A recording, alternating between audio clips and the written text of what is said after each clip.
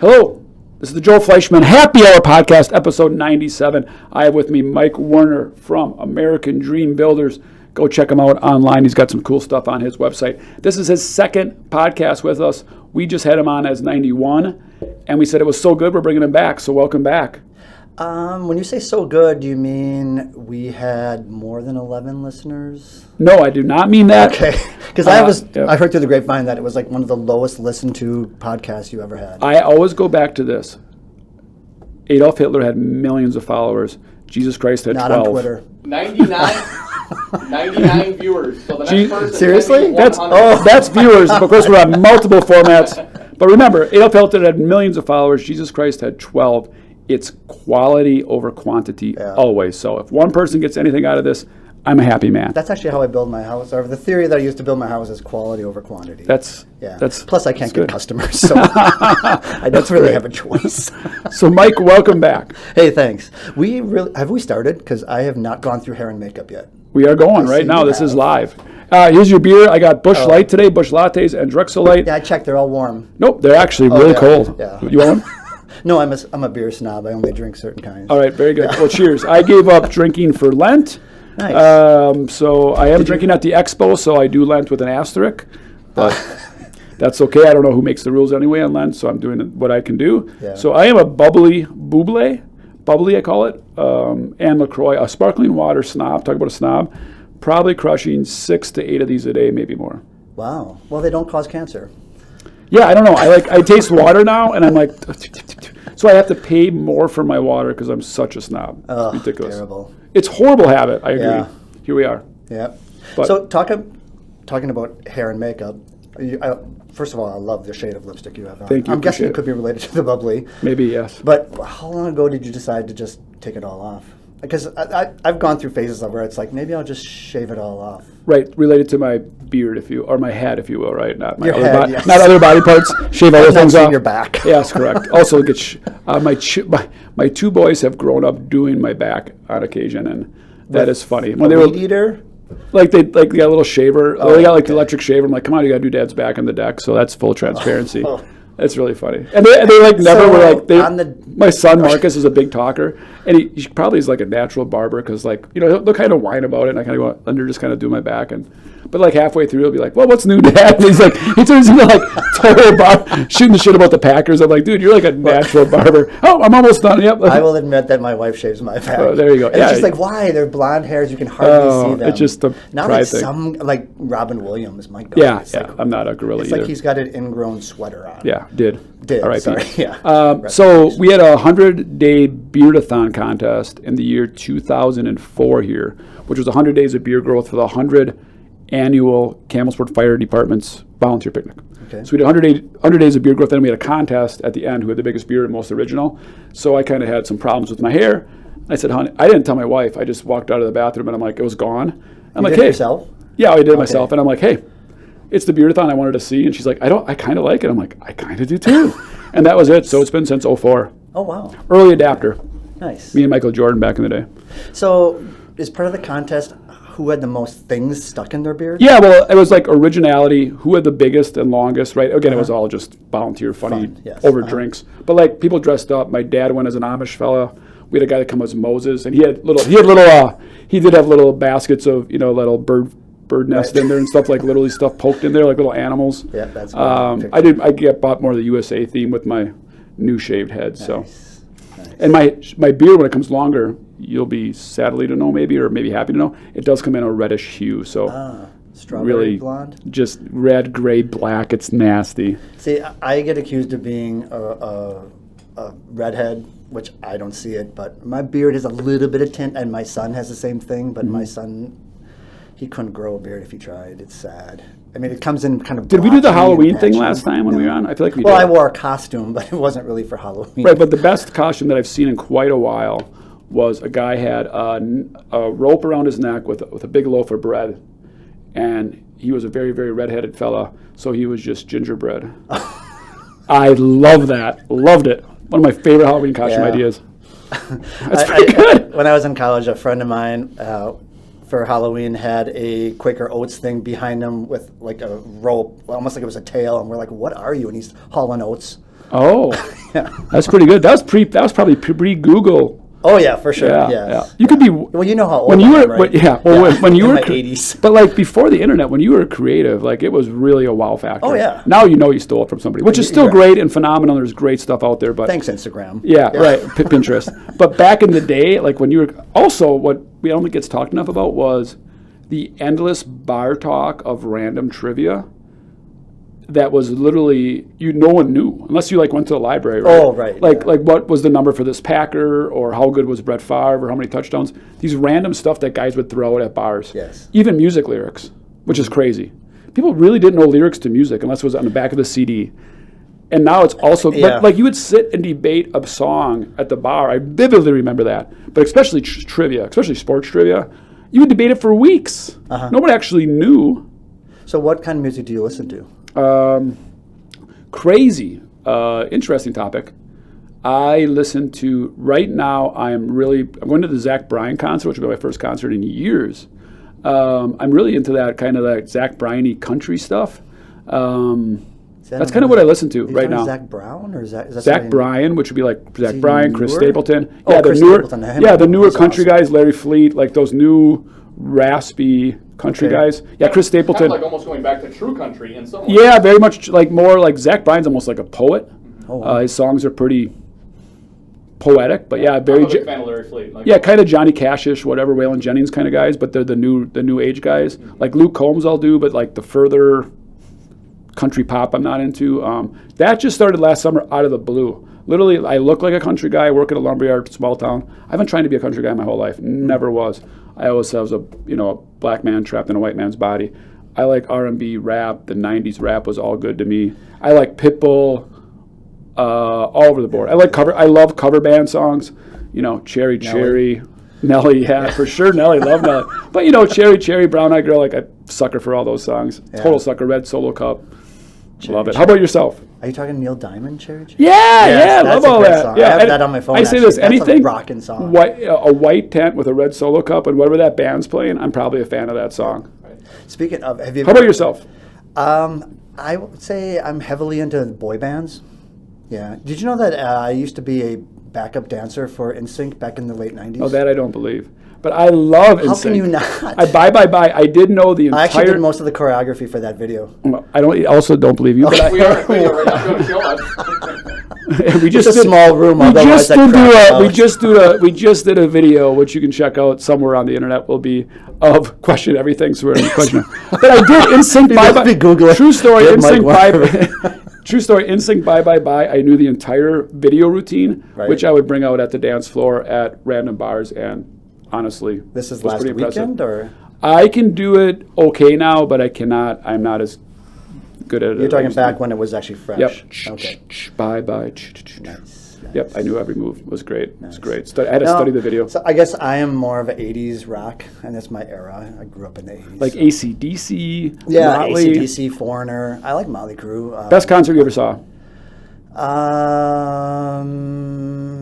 Man, I've seen so many good. Shinedown. Really? Yeah, they are so good. Good pyrotechnics. That guy's got a great voice, and they sound. I don't know about you, but when I go to a concert, I want it to sound like the radio or their CD or whatever form you were listening to. You want the cover song to be the cover song? Yes, I don't like when don't they want drift it off. to be. Yeah, I like Bruce Springsteen. Some of those guys, they just like. It's like, what song is he singing right now? It's like you don't even recognize it anymore. It's like, oh, let me improvise, and it's like, no, I don't want to hear that. Yeah, you're not a jazz. Yes, You're not a jazz yes, musician. right. You want to hear this song? So, what's your favorite concert? Oh, I knew you were going to ask that, and I'm not a concert goer. I'll have to say this because I probably have been to. I'm a very much man of routine and a very local guy, so you probably would never guess. I've been to the Steve Miller Band probably 15 times, 20 times. Not recently, not in the last 10 years. I think it's with my right now. I think it's with. Oh yeah, probably for the last time, for the Yes. for the millionth last time. The first time I saw him was his last time, which was 30 years ago, right? Okay. Yeah. You know 30 who- years ago, he was like, "This is my last concert. I'm near death." 30 years later, the guy's still rocking it, still bringing it pretty good. Oh, okay. I've never seen him. You've never seen him. You would not No. like him. He is a Why? complete drift Oh, offer. he is. Okay. Yep. It'll take him, like the Joker, it'll take him, 47 minutes, and then he'll go on a political rant, and then he'll weave it back see, in. now, I'm not a fan of bands that do that. Yeah, yeah. No. I came to listen to music, not your political views. I do not like that either. No, No, I'm not the no. political view guy at all, but Yeah. that's Steve will just kind of go on a, So you know who Steve's neighbor was, right? no. Les Paul. Oh, that is true. That's a Yes. true story, yeah. Yes. No, Now that you actually, I said just made that up. Did you really? No, shit. I did not. It's true. Yeah, that's what I thought. Yes, I'm like, yeah. He taught him I was to like, play guitar. I'm pretty sure that's a true story. Yeah. Yeah, they're like total Milwaukee legends. yeah, yeah. Crazy, really, really cool. He does bring up Milwaukee, and but he's like running stories the whole time. But again, he's 75, 80 now. Like, do whatever the hell you want. He actually graduated 2 years before me. That's great. Venue. Why did you look at me like that? So I'm not really a huge. I think it's the hearing aids and old age. I'm not a huge concert guy. You can see mine? What's the best venue? Since you've been to hundreds of concerts, what's the best venue? If you want to sweat, go to the Rave in Milwaukee. It's terrible. It's so claustrophobic. It's kind of how it should be, though. It's what you think it's going to be. Best venue, I will say the Wharf in Manitowoc is nice. Okay. It doesn't hold a whole lot of people, but it's right on the water. And we go there and we see the Glam Band, which does 80s rock. Yeah, yep. And it's like they put on a show. I A great local cover correct, band. they're a great local cover band. Have you seen the Milwaukee Tool Shed? I don't think so. We're having them at the Expo March, at the Grand Expo in Lambeau. You kind of faded off there. March 8th. I'm trying to get the date right. March 8th. Please come March 8th, Lambeau Field. We're having the Milwaukee Tool Shed, which is really cool. So you know that story at all? No. Great opportunity to tell it. So it's called the Milwaukee Tool Shed, the Milwaukee Tool Company. Okay. CEO, president, whatever, they obviously host a lot of conferences and events and trade shows, and they were always hiring bands. And I guess the guy's really big into cover bands. And he's like, you know what? So he hired a promoter and said, I want the best of the best in the Milwaukee area, but I want to take care of these guys. I want to give them benefits, and I want to give them a full-time pay. They can do it other jobs, but when they're working for us, I want to give them a career. So he went and saw every cover band, quote unquote, in the Milwaukee area and recruited the best drummer, best lead singer, best bass guitarist, the whole thing. Mm-hmm. And that's been going on for about 10 years. They perform very irregularly because they all have their own bands and their own careers. And we hired them for the Expo, and they are absolutely knockouts. They all wear the red, the Milwaukee. Right. Like, it's really, really cool. But man, they are phenom. Like when they do a drum solo, it's like, oh, that guy's a dude. Like when she sings, you're like, oh, she can sing. Normally in a cover band, they're missing a few key spots if you know music well enough. Like, they nail it. It's great. So excited. Everything music? Yeah, the cover band music. I mean, again, just probably Sherry and Brown Eyed Girl, like I just said, right? I would assume. They do those? I would assume. I don't know. Again, they're probably listening, and they're like, we don't do that shit at all, Joel. You can YouTube them. You can Google them. How dare you? We would never. We're way better than that. So speaking of the Expo, how much time goes into preparing that? Yeah, so the Expo itself, we'll do want to do a backstory real quick? Yeah. 30-second backstory. Started as Christmas parties here in the 1980s. My dad always had a Christmas party for the contractors and his team members. At that point, he called employees. Probably 30 people was right here at the Amber. Outgrew that. He had it by his sister, which was the Fin and Feather. That's probably when I started attending. My dad would give a State of the Union speech. He'd get up and talk for about 10 minutes about the economy, where the lumberyard's at, thanking everybody for coming. He made me start talking at them when I was 21 or 22. Okay. Not as the Grand Expo, but I would kind of be like I'd fill in. I'd have to study my notes, and it was crazy because it was like that was all of our contractors and all of our employees, and I was very young. Talk about comfort zone. Expand your comfort zone early in life. Oh yeah. So as we grew each store, we would have the Christmas party at each location. So as I dated my wife Pam, or I dated my future wife Pam, for 4 or 5 weeks, summer Saturdays in the winter, we'd go to these Christmas parties. I'd have an absolute blast. My dad would get absolutely smashed. I'd get smashed. But we went to all these local supper clubs. So then we were like, I can't keep doing this, right? 5 weekends out of the year was great, 5 Saturdays. So then we finally said, hey, let's have it consolidated. And then we made it at the Osthoff was the first time we had it consolidated. Had a Camelot here. And we always did huge door prizes. Huge part of the Expo, which is a little sidebar. How do we pay for the Expo, which is awesome. I love that story, right? God, you guys are making a lot of money. We have it at Lambeau. Bill thinks he's paying for that. So all of our major manufacturers give us co-op dollars. We try to negotiate that out and say we don't want that. A lot of them saying that's part of your program, you have it. So we do not use it for anything. We're supposed to do billboards and TV ads and social media ads, and you'll see a lot of lumberyards do that. I'm like, we support the builder, and we've always said that. So we don't use any of this. We like save your money for the Expo. So the Expo was over $350,000. We didn't pay. Our vendors pay for that 100%. Wow, that's impressive. Yeah, it's great, but that's where that money comes from, and that's where that money goes, and we are very thankful the vendors stepping up for that. But that's why it's a vendor expo. They can show their products. Of course, got to give them something. Thank you. What's the big door prize this year? We are not doing a door prize. That did not. I mean, we are doing. Well, it's casino night. There's gonna be some door prize. We didn't do anything really, really big. Okay. We didn't think that was a real hit factor, and so that's where the expo comes from. Who plans it? We actually, this is our third time doing that. Megan Gassner, who is 23 years old, marketing girl. Wow. Love Meg. Hi, Meg. She is the lead planner, but that would be way overwhelming for 2,000 of our closest friends and family. It's the largest private party at Lambeau Field, so that's kind of a fun fact. Yeah. Wow. And it's in two different. We're at the Rescher Center. I mean, there's a lot going on. It's CEU courses. It's a 2-day event. So we actually hire a company to do that called Ampersand. Okay. And they meet, I think a year out. They start meeting monthly with Megan, and I didn't realize you can actually kind of like sub that out. So it's basically they kind of turnkey it. They do the invites. I mean, we have to gather the information. Megan does, but they roll it, which is awesome. Nice. Yeah, it's interesting. Yeah. So, and I probably come in with my really dumb ideas that half of them like, we're not doing that. And then so like they know it's like we're definitely not. Yeah, like, no, but great idea. Just ask Lambeau. I'm sure we can.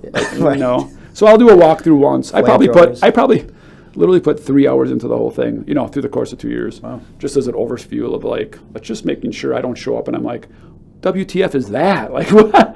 Like the hour before it starts, like cancel that. Like I wasn't able to attend last year. I used to set them. Was it last year? I used to set them all up. I did all the personal work. I got all the door prizes. I did all of it. I loved it. Wow. It was so much fun. I loved it. I got all the entertainment lined up.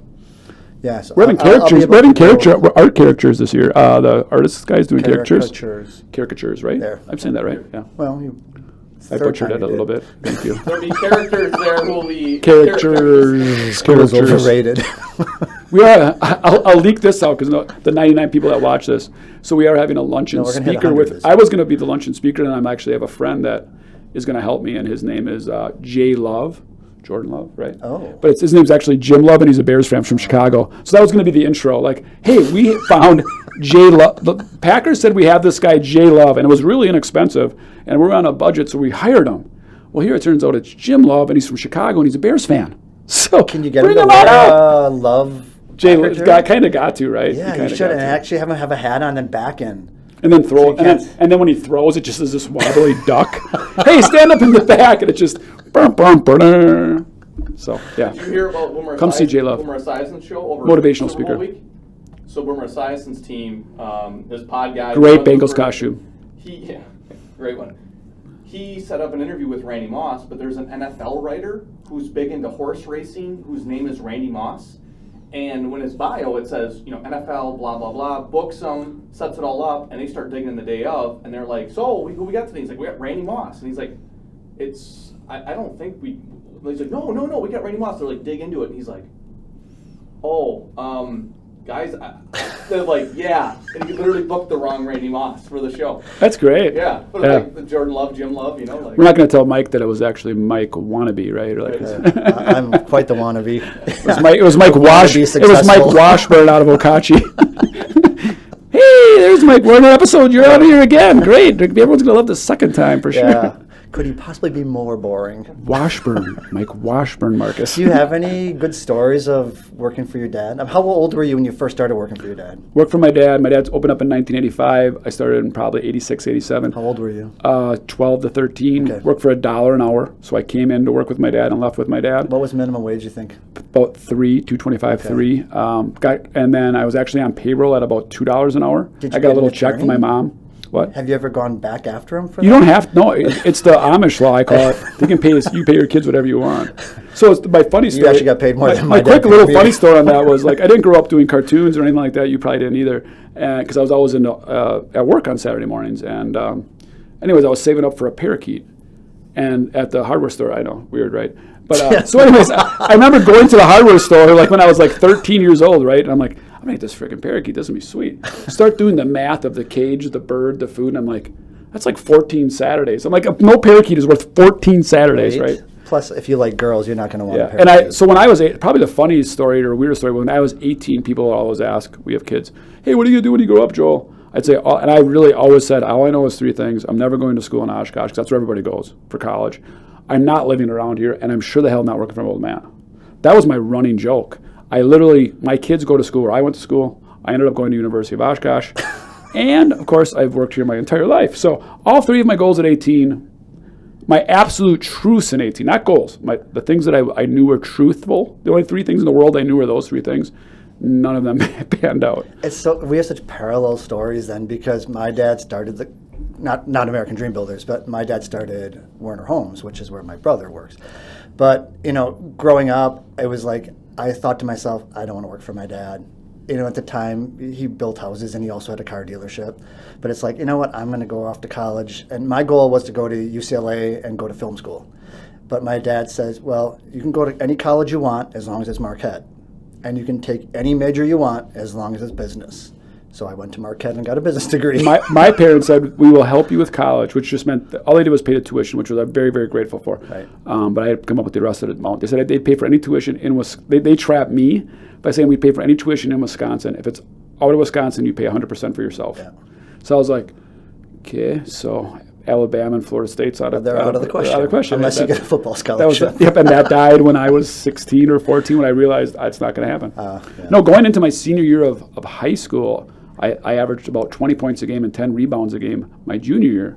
In football? In basketball. Okay. I'm crazy enough in that sport. And I'm like, and I practiced so hard between junior and senior year. And we were supposed to be so good. So I'm like, boy, if I'm 20 and 10 my junior year, which again, probably a million kids think that. I'm like 30 and 12, right? Like I'm a dude. Like I'm the best player in the state. I mean, I'm 20 and 10. Like I'm getting buckets. Busted my ass, come out. Couldn't find my shot my senior year. Our team struggled. We were 500. I think I shot 32, 35% from the field. Nobody once sniffed at me, right? No. And it got even more pressure. Then the pressure builds, right? Like, shit, I'm not going to go to college for basketball. I'm not getting out of the state. I'm not a dude. I'm not legendary. And then I'll never forget, there's like 3 games left, which would be like this time of year. I'm like, I got to take the only way I'm going to ever see a college coach ever going to see Joel Fleischman, the true Joel Fleischman is, right? The tournament, right? I got to make a name for myself in the tournament. Have to. I have no other choice. My whole life is to this moment, in my opinion, right? So we played Waupun, and I still get like choked up about it. We played Waupun or get pissed off about it. We played Waupun. We had beat them earlier in the year. Uh-huh. I ended my high school career 3 for 19. That's probably bad, right? Yeah, we lost by like 4, right? Like literally. So I'm like, just made 2 more shots, or just not taking them, probably. not me making them. Looking back, maybe just don't. How many of those 16 misses were air balls? Forced? I don't know. Don't remember. I just remember like the buzzer beating and being like, "That's my career. That's how we did it." Okay. So now what? That was kind of like, fucking now what? I'm still doing the now what. I'm like, I still can't. I think a little bit of the success of Drexel, or a lot of it, and probably for you too, Mike, just knowing your personality of your businesses, Raina Jeffrey, shout out to Raina, was running Blue Door at the time. She's probably was 20 years old. And she goes, I've never met somebody that is so cares about Blue Door and so detailed orientated. And I move that salt shaker 6 inches, literally. Like when you observe stuff when you come in that is insane. Mm. But she goes, like the next conversation, I can totally tell you don't care if it folds tomorrow. I'm like, yeah, that's totally true. I'm like, we tried it, whatever. And to some degree, I think that's a success of Drexel, because I'm like, this wasn't my dream. This wasn't my goal. This wasn't, it wasn't given to me. I bought my dad out. But I'm like, if it doesn't work, I'll go bartend, and everyone here who was amazing is going to have a different job. Like, I'll figure something out. So sure. I'm not afraid to, I'm not hanging on to this dream that I had that I can't let fail. I'm more like, I don't really give a shit. I'm not supposed to be where I am anyway, so who cares? Yeah. So just do shit at that point. Where do you think you'd be if it wasn't for your dad having the business? I went to school to be an English teacher and a basketball coach, honestly. You can't say caricature correctly. No, I'm horrible at grammar, very poor at grammar. Which is very appropriate for an English teacher. Also, if you think about my personality, know me even for a second, and knowing the public school sector, I would have been the worst employee in the public school in the world. I would have been like, so is that a mandatory meeting, Mr. Schaefer? is that in my contract, or is that like written? Is that something that goes to the school board, or is that a Do I get in trouble, or is it just frowned yes, upon if I show up? I need some clear, Yes. like I would have been the biggest salesman, I would have been the Robin Williams of the English teaching, right? Like, Yes. So Fleischman coming to this meeting? Yeah, oh shit, he's not coming to this meeting. He said he wants to be at this meeting. This is not going to be a good day. Like, I think I would have been that, I think I would probably have turned into this sarcastic, horrible, disgruntled teacher, right? Because I've been trying to change the rules in a public sector and just gotten beat down. Banging your head against the wall, knowing that you can't change this. Correct, right. So In service, so that's optional? yeah, Yes. right. No, it's mandatory. It's not in my contract, page 4, section 3, paragraph 4. I'm going to need to go to school board. If you want me to prove for that, I'm going to need another $1,500. Fleischman, get your ass in here. See you, boys. And Jim, you're coming with me. And she was like, okay. Like, I sometimes use the joke at I don't think it would have ended good. Like when I'm at restaurants, sometimes I'll say to the waitress, "What's your policy on dine and dash? Is it illegal, or is it just simply frowned upon?" Yeah, very similar to that. In the back of my mind, at least once in my life, I want to try that. So you haven't done it yet? I've had so many opportunities where I could have, if I was a bad person with a low moral compass. So why don't you I would do probably it? do it. Why don't you do it? I can't. Have you ever thought about doing it, coming back the next day and getting like $1,000? Because I don't have $1,000. Okay, 100 over your I wish menu. I had $100. Well, it kind of. I mean, that would be something to do, right? Just to like. Yeah, an that'd experiment. be funny. Be like, I know I'm coming back anyway. Right. That'd be the one time they call the cops. And the you're all cops are way. there, yes, waiting for me. Yeah. That's No, I was him. coming That's back the guy. tomorrow. It was all here. I got it written. You can write it in the back pocket. This is what I was planning on doing. So I knew this was going to happen. And when it comes to restaurants, I'm actually one of those people that I will write cash on the tip section of when I pay with a card, and I will give them cash. It's I will literally wonderful. give them cash because then I know they're getting it and they're getting all of it. And they aren't getting taxed. And I hate the Correct. government. It's a Yes. wonderful thing. Or they to don't do. have to wait till payday I've to learned, get it. I've learned that Yes. about Blue Door, right? And they're not dividing among all their shift workers. It goes right to that person. Yeah. Yep. I'm I a usually big believer in tipping. I usually leave trinkets. I'll bring them. like I'll bring them like a Hummels? necklace, a Hummel. Yes, I'll give them Stuff you've taken off of bodies. a Drexel hat, a Drexel hoodie in lieu of a tip. Yeah. What size do you wear? I have a little. Yeah. This is so much better. I carry a Yes. little swag Drexel package. Would you like a Blue Door soda? We have a nice T-shirt. Right. I would just like cash. No. This is great. This is a little cooler that we made up for you. Someone asked me How about some can earlier koozies? if I was a large or an extra large, which I of course took as an insult because I'm a medium. He is really. I'm a girl's medium. Yeah. You stay in pretty good shape. What's your? You're always on a physical challenge. It seems like, or mental physical challenge. Are you on a diet right now? Are you? I'm always on Jenny Craig. Yeah. Yeah, plug Jenny Craig. Right, and that would be with what would have been the workout routine. P90X then? Was that Jenny Craig P90X? No, it's probably I don't wrong. know. That's probably a decade different. Yeah. A little bit I've before actually tried Richard P90X. Simmons. That's a good workout. That was a The whole badass idea- workout. Yeah, the whole idea of Hard to sustain confusing 90, but hard to sustain 90 minutes. That was probably the problem. Oh yeah, you're gonna sweat. Yeah. No, the confusion and then the stretch day. I've done that too. That was a wonderful concept. Yeah. What are you currently doing? Eating, sleeping, I mean, trying to sleep. But like health wise, I mean, nutrition wise, fitness wise, are you I mean, yeah, cycling a I lot? try You to bike eat a lot? right. No. I mean, what are you actually? What's like in you your know, head? the reason we bought a dog is so that I could walk a dog. Okay. Yeah. So I Like, give will me say like that I've scaled back. give me a weekly workout routine. I honestly don't work out like I used to. Okay. I used to work out so hard with the elliptical machine Yep. where I would do 30 minutes and Well, you were near single digit body fat at some point, right? oh yeah. I mean, that's very hard to sustain. Oh yeah. Very disciplined. Yeah, I actually was legally dead for 20 minutes one day. Yes, you That literally explains a lot of the brain damage. You had 3 hours left of body fat, and it was just crashing. Right.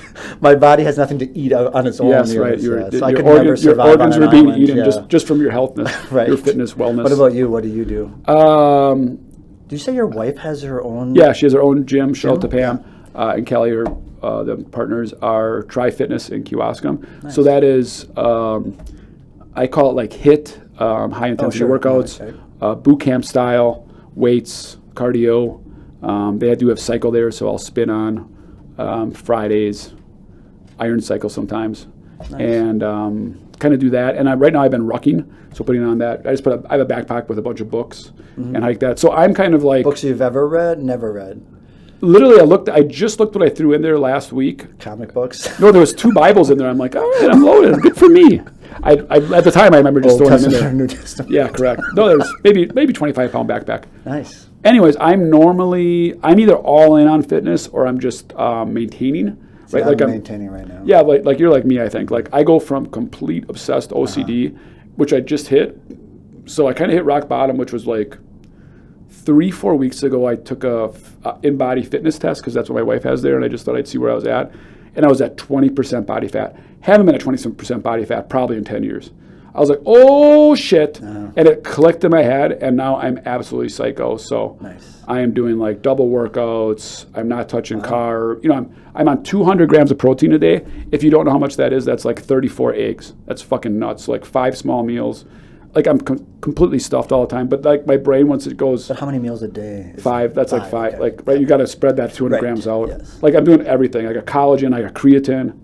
Do you have your own chickens then if you eat that many eggs? No, I don't eat that many eggs, but that's in theory. That was an analogy. I should. Yeah. My wife knows. Probably should. But my wife owning a gym has plenty of people that have the chickens, so the eggs are always coming in. So right now I'm like in psycho mode. So I want to get to 15% in by the end of March, which is really aggressive. And then I want to be between like 10 and 12 by July 4th. Doable, but like you got to be fucking on it. Sorry, excuse my French, to do it. But I mean, the thing is, you can't just have a goal. You have to have a goal with some sort of Substance. math to go with it or substance. Yes. For a guy, girls are like calculus because they have the hormones with it. For guys, it's straight math. It's calorie deficit, more weight, more gain, calorie deficit, and then just run it. I mean, you just have to be. It's always, I will say, it is absolutely commitment over motivation. Your motivation's gone like in a week. Like motivation's dumb. You have to be completely committed and it's just discipline. You just say no to it. You have to make it part of your daily routine. And for anybody trying to do this or anything like this, 1,000,000% you cannot outrun your fork. A completely badass spin class is 500 calories, which is 45 minutes of hell, as you know on an elliptical. Oh, I've done it, yeah. Yeah, I mean, them are a tough workout. Oh, yeah. That's one muffin.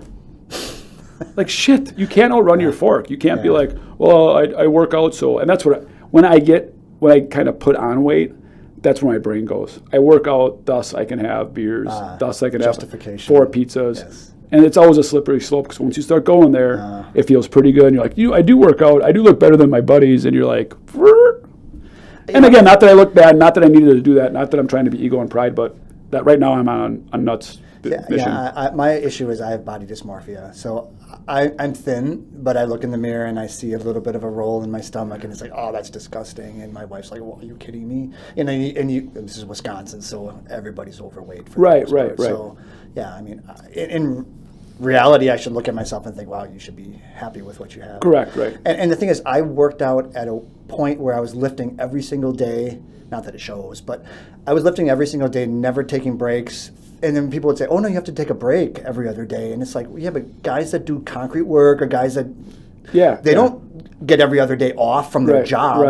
Why wouldn't I be able to lift every day? To the point where I tore 3 muscles in my shoulder. And the concrete guys also get injured too, right? They don't No, I mean, you can do it, but I mean, just like, so you never did CrossFit then, true CrossFit? I'm not a believer in CrossFit. Right. Again, talk about injuries. Again, I think it's a dangerous thing to do. I'm a completely believer in CrossFit, but man, you got to have the right trainers and be careful because that is a heavy workload. Yeah, and there are, I would guess there's trainers that train people wrong and they're getting injured because of it. Yeah. It's a different. It's a little bit of a different culture, and it depends on the gym. I'm sure there's CrossFit gyms that are not like that. And the ones that we do we're just stereotyping probably, but all good with the right trainers there, I'm sure. But man, a 50-year-old guy doing 300-pound squats just sounds scary as shit to me. Right. I actually can't go to Planet Fitness because they call it a no judgment zone, but I was judging everybody. And they called you out on it? Oh, absolutely. Because you were saying it verbally. Like, come on. But you were actually, you didn't realize you were, it's like Bart Simpson. You didn't realize you were, did I say that to you out loud? Yeah. Did you wear that to the gym? Wait, did that just come out of my mouth?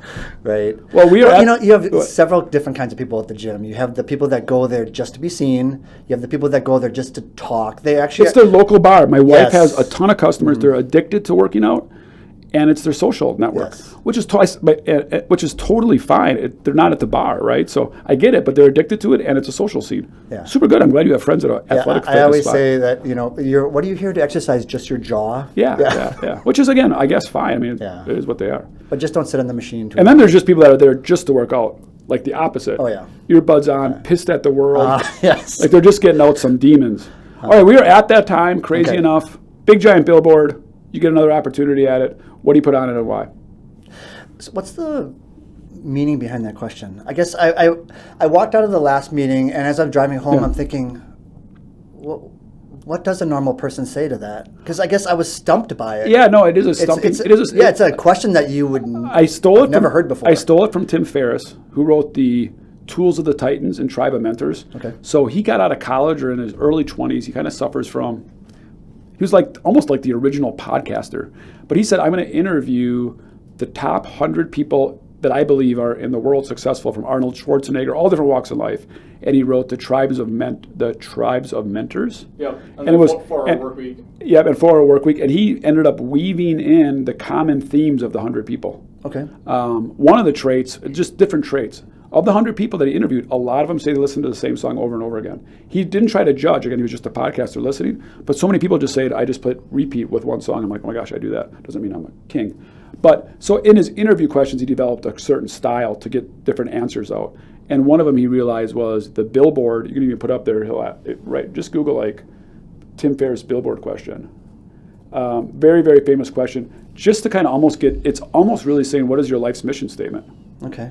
But again, it's yours, so I don't want to influence that. But it's normally like, what is like simply what's your mission statement to the world? What is your purpose to the world? What do you want to tell the world in a very, very succinct, brief couple words?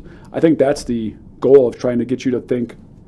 And for the people that hear you, what is your really simple way that you're trying to get stuff out to the world?